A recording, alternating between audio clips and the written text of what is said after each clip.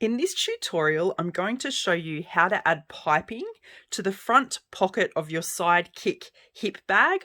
I love using piping in my bags. I think it gives them a little bit of a kick and really makes them stand out in the crowd. So I look forward to teaching you this technique.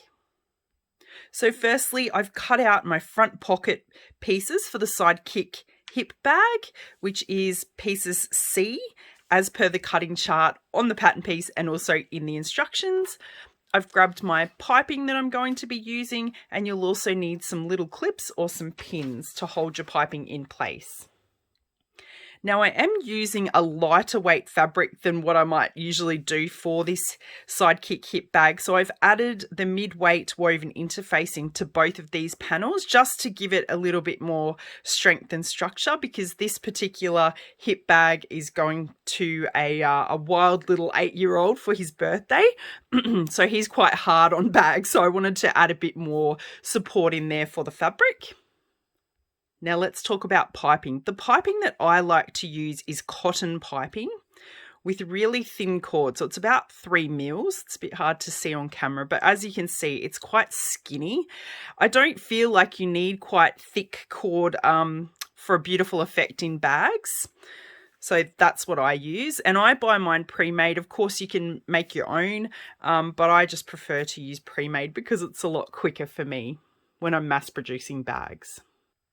Now, it doesn't matter whether you're working on the exterior or the lining of your front pocket. For me, they're both the same anyway. So what we're going to do is start by laying our pocket piece with the right side facing up towards us on our workbench. You're going to line up the raw edge of the piping with the top edge of your pocket, just like that. Then you're going to use some clips or some pins to hold this in place.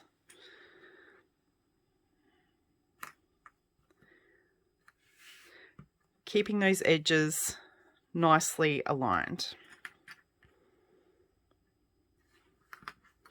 Once you learn piping and really get a hold of it, you'll add it to lots of different bags. There would be rarely a bag that I make that doesn't have piping on it these days, I think. I just love it.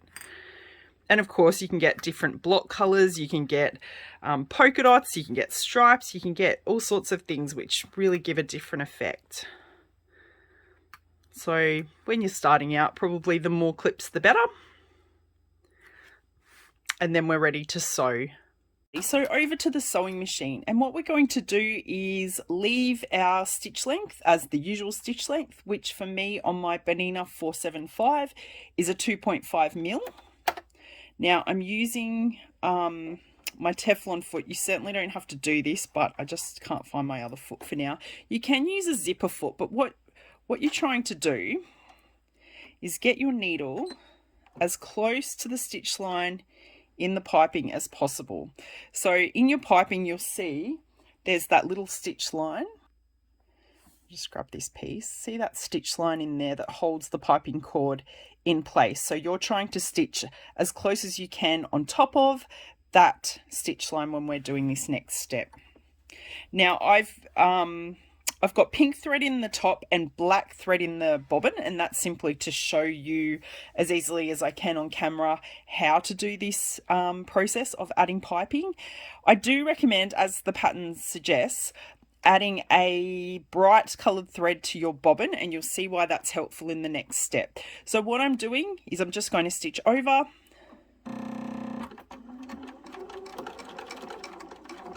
that piping stitch line, the stitch line in the piping, as best I can, trying to keep these raw edges nice and straight on the pocket as well. Can I tell you, this is very likely much easier with a zipper foot. I just cannot find my zipper foot anywhere.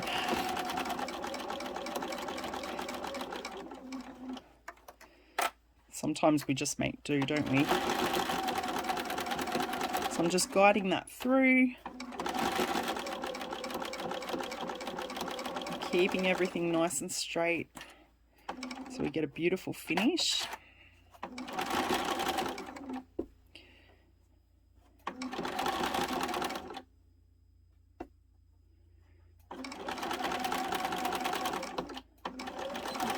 Reverse stitch at the end, of course.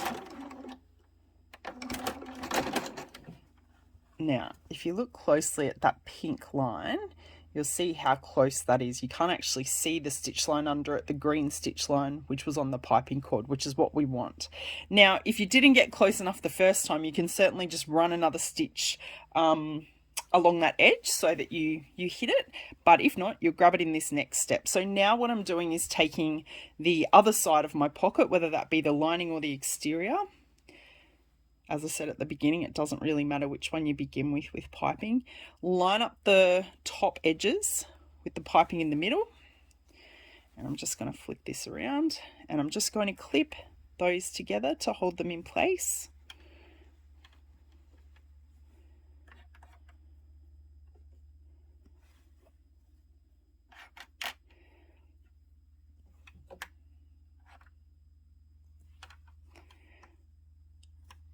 Make sure that's nice and neat. All right, so you can see that. Now you're going to flip it over so that you can see that stitch line. Now mine's black so that you can see it, and this is where I suggest adding the bright colored thread, especially at the beginning of this process until you get used to piping. And now all I'm going to do is stitch over the black stitch line, or a little bit closer to the piping cord if possible. On my machine I've gone pretty close, so it should be okay, but we don't want big gaps. We don't want to be stitching over here. There's a pin. We don't want to be stitching here. We want to be stitching on this stitch line or even closer to the piping cord. Because the idea is we don't want to be seeing our stitch lines when we turn this right side out in a minute.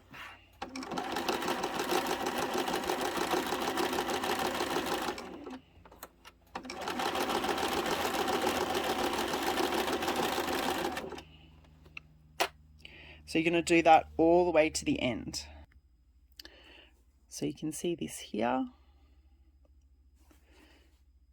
Let's turn it right side out and see how we went. Remember, our aim is to not see any of that piping stitching that was in that piping originally. Beautiful finish.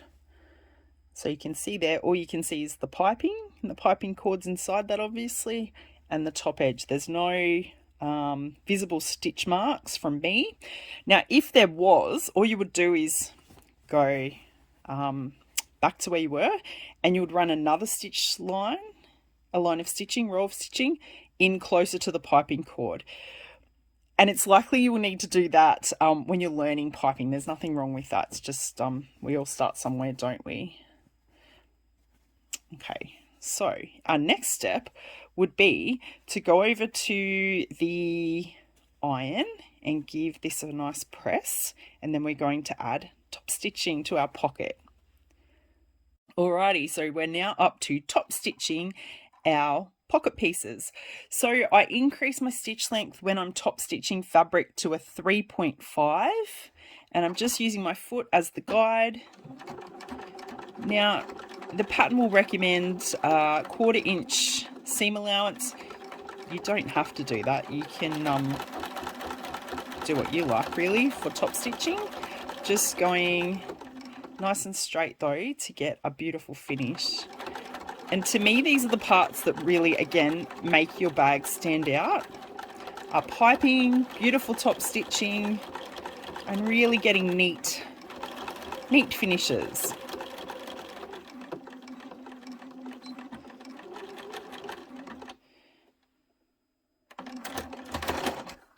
Let's see. There we go. So you can see by increasing the stitch length, we get some beautiful detail in that stitching. If I was using leather or vinyl, I would increase my stitch length to a 4 to a 4.5 on my machine.